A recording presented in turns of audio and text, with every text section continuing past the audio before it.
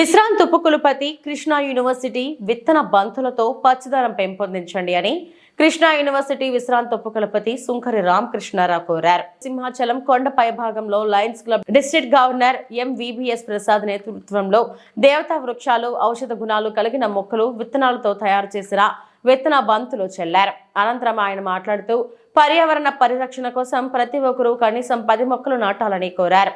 పచ్చదనం పెంపొందించే విధంగా కృషి చేయాలని అన్నారు. Lions club district governor MVBS Prasad మాట్లాడుతూ హీల్ ఎర్త్ అనే నినాదంతో తాము పర్యావరణ పరిరక్షణ కోసం కృషి చేస్తున్నామన్నారు.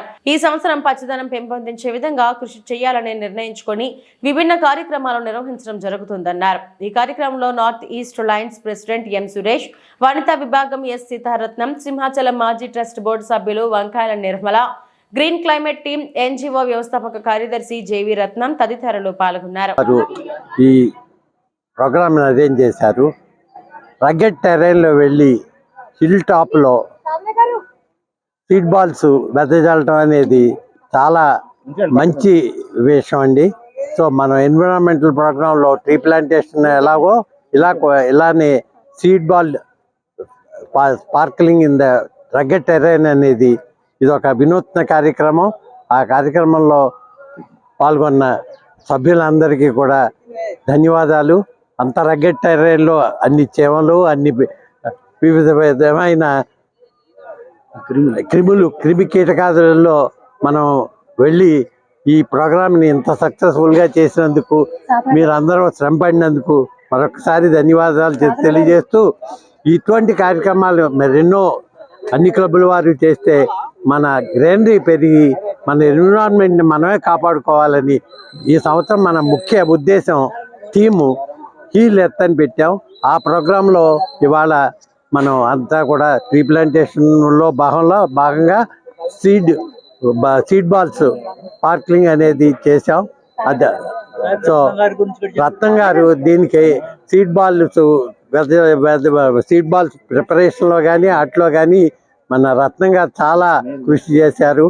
ఇది ఎప్పుడో పురాతన ప్రక్రియ అయినప్పటికీ కూడా అప్పుడు కౌ డంగ్లో పెట్టేవారు. ఇప్పుడు అలా కాకుండా డంగ్ అండ్ ఎర్త్ మట్టి అన్నీ కలిపి దాంట్లో సీడ్స్ని వేసి వివిధ రకాలైన సీడ్స్ని వేసి ఆ సీడ్ బాల్ టెక్నిక్ అనేది ఈ మధ్యనే బాగా డెవలప్ చేస్తున్నారు.